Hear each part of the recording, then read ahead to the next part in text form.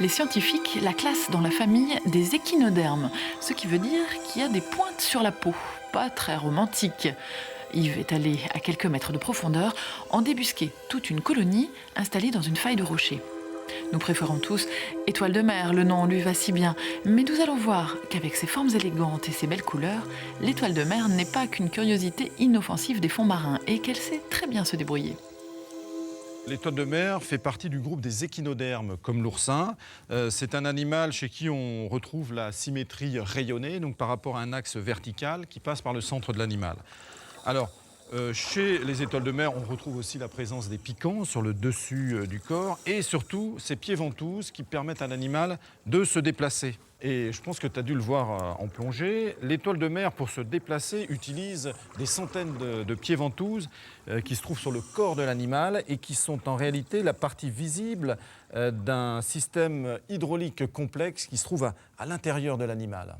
Oui, parce qu'en réalité, à l'extérieur de l'eau, l'animal ne peut plus se déplacer. Voilà, il lui faut de l'eau de mer pour avancer dans l'eau. Et cette eau de mer va rentrer ici par le dessus de l'étoile, par cette petite plaque percée de trous qu'on appelle la plaque madréporique. Et gonfler donc ainsi les pieds ventouses. Voilà.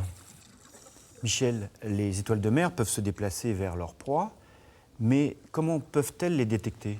Alors, ils ont différents organes sensoriels, notamment les yeux à l'extrémité des bras. Tu vois, ces petits points rouges. Mais en fait, ce sont des yeux qui sont plutôt sensibles aux variations d'intensité lumineuse. Alors, ils peuvent aussi sentir les odeurs sur le fond, notamment des cadavres, parce que ces animaux se nourrissent aussi de charognes. Et lorsqu'ils arrivent en fait sur un banc de moules, par exemple... Ouais, on en voit quelquefois des centaines qui envahissent ces moules qui sont le long des parois. Voilà. Alors, ils vont recouvrir l'animal par leur corps et bien la maintenir par les pieds ventouses. Et c'est à ce moment-là que l'estomac commence à faire son œuvre. Elles vont commencer à sécréter des sucs digestifs qui vont même ronger le bord de la coquille.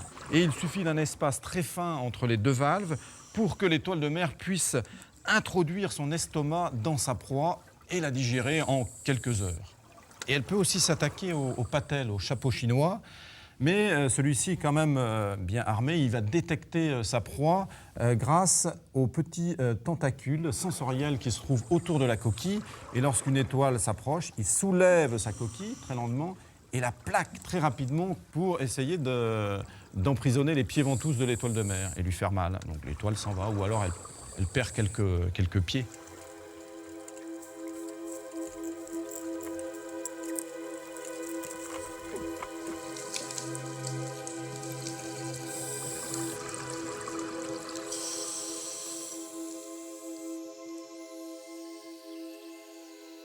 Michel, sur le fond, on voit des quantités incroyables d'étoiles de mer. On a l'impression qu'elles n'ont pas du tout de prédateurs.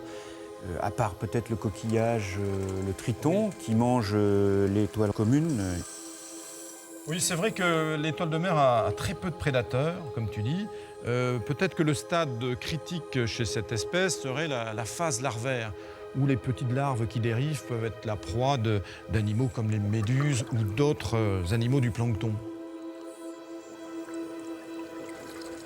Comment se reproduisent-elles, ces étoiles ? Il y a différentes manières de reproduction selon les espèces. Enfin, la plupart des étoiles de mer sont mâles ou femelles et vont libérer les cellules reproductrices en pleine eau. Donc, pour cela, elles s'arc-boutent et on voit des flux de gamètes qui tombent. La fécondation se passe en pleine eau. Ça donne un œuf qui va évoluer en une petite larve nageuse. Et je crois que tu en as filmé. Exact, au large, dans le plancton aussi. C'est très très impressionnant de voir la forme qu'elle a par rapport à ce qu'elle doit devenir.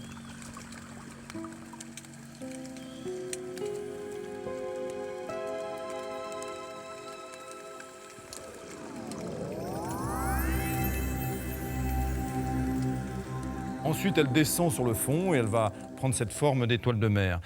Alors, il y a une autre espèce qui est très, très connue des petits-enfants lorsqu'ils se promènent sur les grèves, en soulevant les rochers. On peut trouver la petite astérine bosselée, et qui, elle, alors, a un mode de reproduction différent, puisque déjà, elle peut changer de sexe. Elle est, pendant ses 2 premières années, mâle, et elle devient ensuite femelle. Chez cet animal, les œufs sont fixés sur les rochers. par la femelle, et le mâle vient ensuite par-dessus les féconder, et ça va donner non pas des petites larves nageuses, mais des juvéniles qui ressemblent un peu à des petits cristaux de glace qui se déplacent sur les rochers. C'est vraiment magnifique.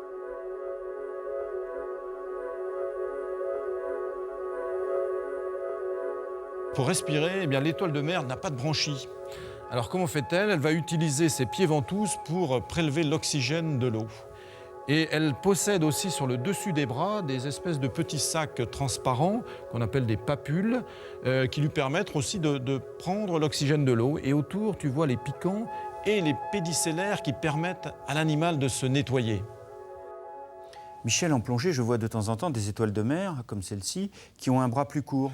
Oui, c'est vrai que les étoiles ont un pouvoir de régénération d'organes. Elles sont capables de reformer les bras manquants. Et un seul bras d'une étoile peut aussi reformer une étoile tout entière. Il suffit qu'il y ait un morceau du centre de l'étoile. Ah, ce sont des animaux vraiment résistants. Oui, on pourrait dire que les étoiles sont éternelles, un peu comme celles que l'on voit dans le ciel. Oh oh, poétique et plein d'humour aujourd'hui, notre ami Michel.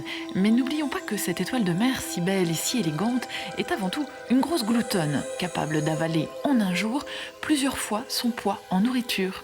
Et comme on peut en trouver plus de 150 au mètre carré, vous imaginez les dégâts sur un banc d'huîtres ou de moules.